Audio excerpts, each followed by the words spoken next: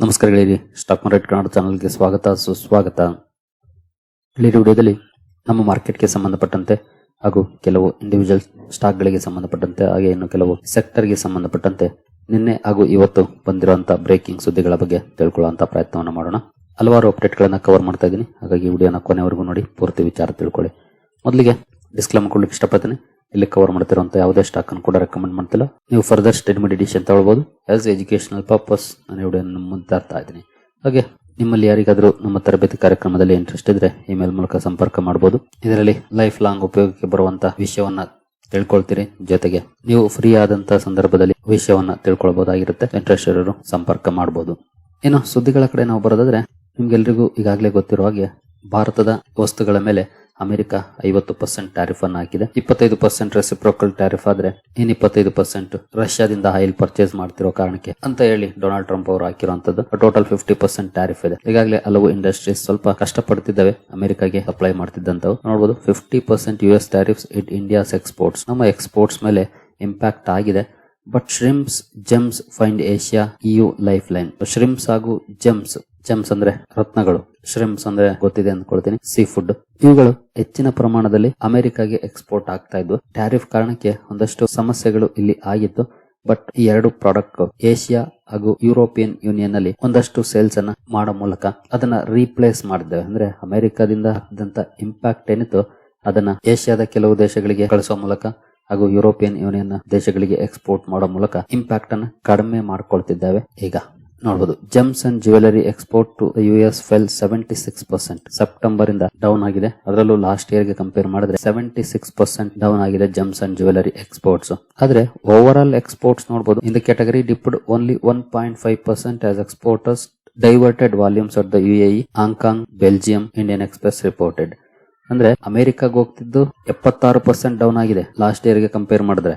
ಆದ್ರೆ over all export ನ ನೋಡಿದ್ರೆ ಜೆಮ್ಸ್ ಅಂಡ್ ಜ್ಯುವೆಲರಿ ಸೆಗ್ಮೆಂಟ್ ಅಲ್ಲಿ ಜಸ್ಟ್ 1.5% ಮಾತ್ರ ಕಡಿಮೆ ಆಗಿದೆ. ಅಂದ್ರೆ ಇಂಪ್ಯಾಕ್ಟ್ ತುಂಬಾ ಕಡಿಮೆ ಅಂತಾನೆ ಹೇಳ್ಬೋದು. UAE ಗೆ 79% ರೈಸ್ ಆಗಿದೆ ಜೆಮ್ಸ್ ಅಂಡ್ ಜ್ಯುವೆಲರಿ ಎಕ್ಸ್ಪೋರ್ಟ್.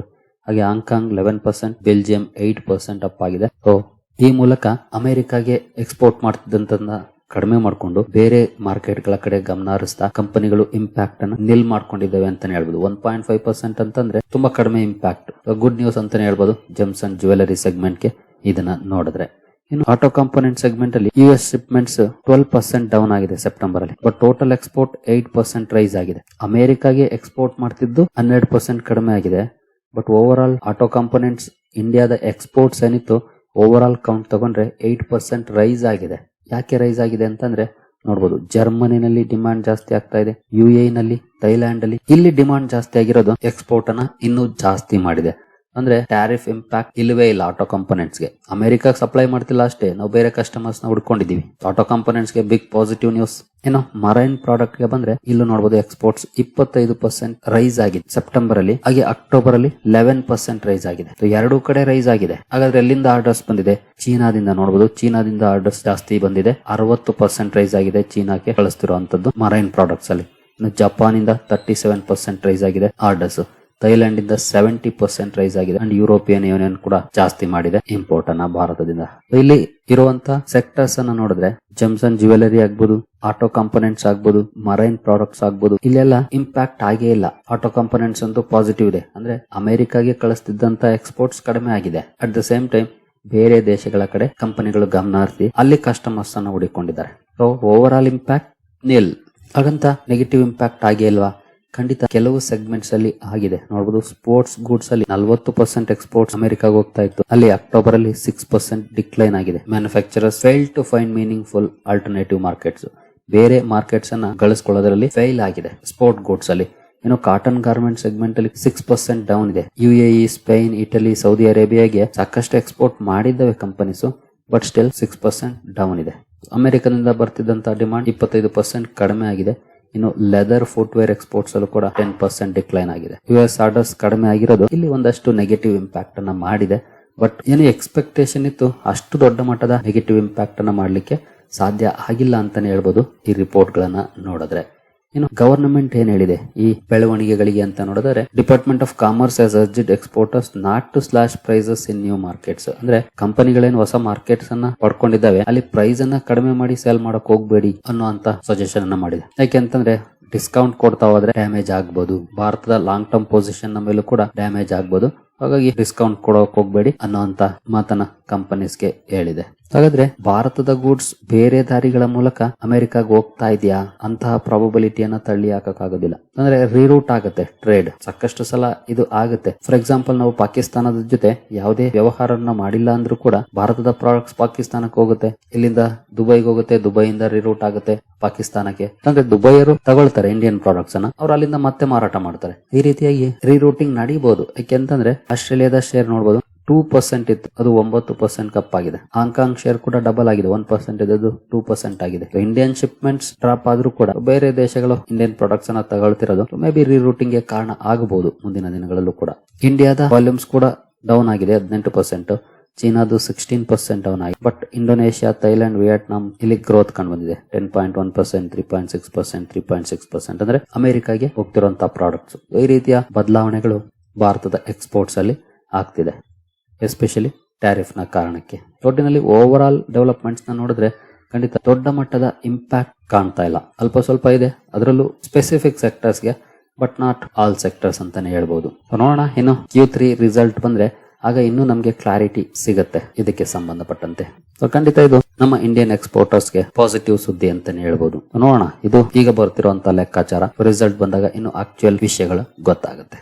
ಇನ್ನು ನೆಕ್ಸ್ಟ್ ಸುದ್ದಿ ಕಡೆ ಬರೋದಾದ್ರೆ, ಬ್ರಿಟಿಷ್ ಏರ್ವೇಸ್ ತನ್ನ ಇಂಡಿಯಾ ನೆಟ್ವರ್ಕ್ ಅನ್ನ ಜಾಸ್ತಿ ಮಾಡ್ಕೊಳ್ಳುವಂತ ಪ್ರಯತ್ನಕ್ಕೆ ಕೈ ಹಾಕಿದೆ. ನೋಡಬಹುದು, incredible potential British Airways to expand India network ಆ Delhi London capacity and jobs. Delhi ಹಾಗೂ ಲಂಡನ್ ಕೆಪಾಸಿಟಿನ ಜಾಸ್ತಿ ಮಾಡೋದು ಅಥವಾ ಇದಕ್ಕಿನ್ನೂ ಆಡ್ ಮಾಡುವಂತ ನಿರ್ಧಾರವನ್ನು ತಗೊಂಡಿದೆ. ಈ ಮೂಲಕ ಜಾಬ್ಸ್ ಕೂಡ ಆಡ್ ಆಗ್ತಾ ಇದೆ. ಯಾಕೆ ಇದು ಇಂಪಾರ್ಟೆಂಟ್ ಆಗುತ್ತೆ ಅಂದ್ರೆ ನೋಡಬಹುದು, India is the second largest market for British Airways after the US, and the airline has dedicated crew bases in each Indian city it operates from. So second largest market ಆಗಿರುತ್ತೆ British Airways ಗೆ ಭಾರತ. ಹಾಗಾಗಿ ಅವರಿಗೆ ಬಹಳ ಮುಖ್ಯ ಆಗುತ್ತೆ ಭಾರತದ ಮಾರುಕಟ್ಟೆ. ಇನ್ನು ಇಂಡಿಯನ್ ಏರ್ಲೈನ್ಸ್ ಗೆ ಸಂಬಂಧಪಟ್ಟಂತೆ ನಿನ್ನೆ ಕೆಲವು ಸುದ್ದಿಗಳನ್ನ ನೀವು ನೋಡಿರಬಹುದು. ಕೆಲವೊಂದು ಸಮಸ್ಯೆಗಳಾಗಿತ್ತು, ಹಾಗಾಗಿ ಹಲವಾರು ಫ್ಲೈಟ್ಸ್ ಡಿಲೇ ಆಗಿತ್ತು. ಫೈನಲಿ ಕಂಪ್ಲೀಟ್ ಸಾಫ್ಟ್ವೇರ್ ಅಪ್ಗ್ರೇಡ್ಸ್ ಅನ್ನ ಕಂಪನಿಗಳು ಕಂಪ್ಲೀಟ್ ಮಾಡಿದಾವೆ. ಈಗ ಎಲ್ಲ ಪ್ಲೇನ್ಸ್ ಕೂಡ ಆಪರೇಷನ್ ಅಲ್ಲಿ ಇದ್ದಾವೆ. ಇನ್ನು ನೆಕ್ಸ್ಟ್ ಸುದ್ದಿ ಕಡೆ ನಾವು ಬರೋದಾದ್ರೆ IPO ಮಾರ್ಕೆಟ್ ಕಡೆ. ಈಗಾಗಲೇ 96 ಕಂಪನಿಗಳ ಶೇರ್ಸ್ ಮಾರ್ಕೆಟ್ ಅಲ್ಲಿ ಲಿಸ್ಟ್ ಆಗಿದೆ 2025ರಲ್ಲಿ. ಇನ್ನು 24 ಬರ್ತಾ ಇದ್ದಾವೆ ಜಸ್ಟ್ 2 ಮಂತ್ಸ್ ಅಲ್ಲಿ. ಯಾವೆಲ್ಲ ಇದಾವೆ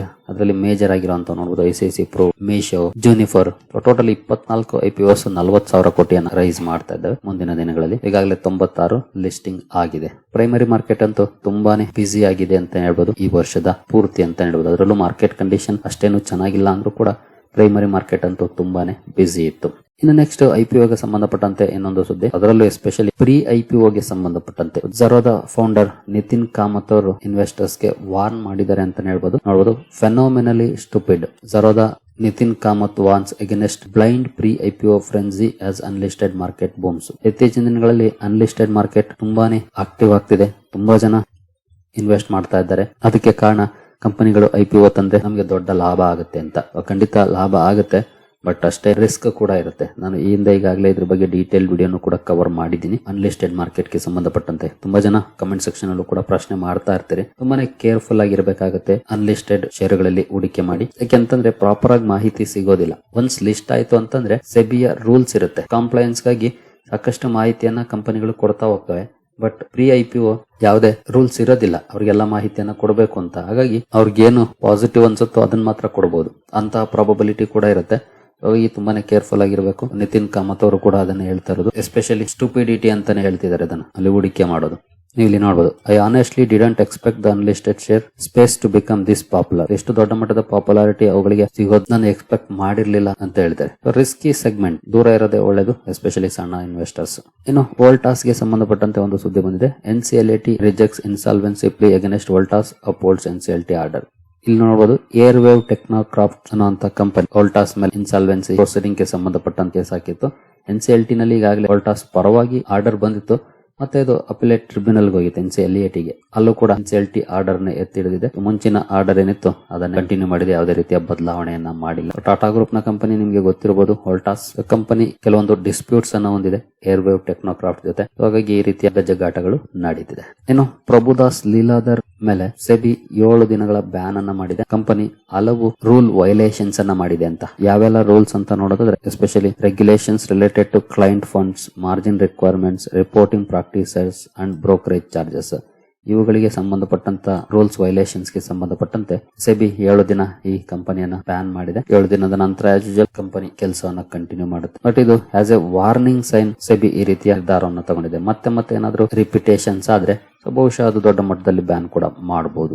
ಏನು ಇತ್ತೀಚೆಗೆ ಬಂದಂತ ದ್ರೋಣಾಚಾರ್ಯ IPOಗೆ ಸಂಬಂಧಪಟ್ಟಂತ ಸುದ್ದಿ ಇದು. ದ್ರೋಣಾಚಾರ್ಯ ಇದು SME IPO ನೋಡಬಹುದು.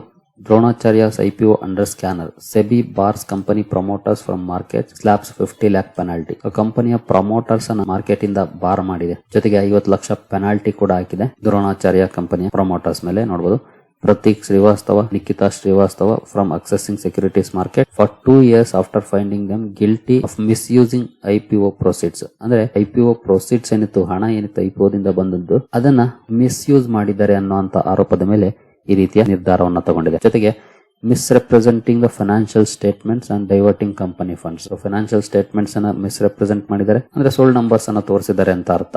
ಜೊತೆಗೆ ಕಂಪನಿಯ ಫಂಡ್ಸ್ ಅನ್ನ ಡೈವರ್ಟ್ ಮಾಡಿದ್ದಾರೆ ಅಂದ್ರೆ ಪರ್ಸನಲ್ ಯೂಸ್ ಗೆ ಬಳಸ್ಕೊಂಡಿರ್ತಾರೆ. ಈ ಕಾರಣಕ್ಕೆ ಪ್ರಮೋಟರ್ಸ್ ಮೇಲೆ ಆಕ್ಷನ್ ತಗೊಂಡಿದೆ ಸೆಬಿ. ಇನ್ನು SBI ಚೇರ್ಮನ್ ಇಂದ ಒಂದು ಸ್ಟೇಟ್ಮೆಂಟ್ ಬಂದಿದೆ ನೋಡಬಹುದು. Corporate loan growth to hit double digit in FY26. ಅಂದ್ರೆ ಈ ವರ್ಷದಲ್ಲಿ 2025-26 ಆರ್ಥಿಕ ವರ್ಷ ಏನಿದೆ ಇದರಲ್ಲಿ corporate loan growth double digit touch ಮಾಡಬಹುದು ಅಂತ, ಅಂದ್ರೆ 10% ಮೇಲೆ ಹೋಗಬಹುದು ಅನ್ನುವಂತ ಮಾತನ್ನು ಹೇಳಿದ್ದಾರೆ. ಇದಕ್ಕೆ ಕಾರಣ ಇಂಪ್ರೂವಿಂಗ್ ಎಕನಾಮಿಕ್ ಆಕ್ಟಿವಿಟಿ ಅನ್ನುವಂತ ಮಾತನ್ನು ಕೂಡ ಅವರು ಹೇಳಿದ್ದಾರೆ. ಸರಿಗಳಿರಿ, ಈ ಎಲ್ಲ ಅಪ್ಡೇಟ್ಸ್ ನಿಮ್ಗೆ ಇಷ್ಟ ಆಗಿದೆ ಅನ್ಕೊಳ್ತೀನಿ. ಮುಂದಿನ ವಿಡಿಯೋದಲ್ಲಿ ಸಿಗೋಣ. ಅಲ್ಲಿವರೆಗೂ ಜೈ ಹಿಂದ್, ಜೈ ಕರ್ನಾಟಕ.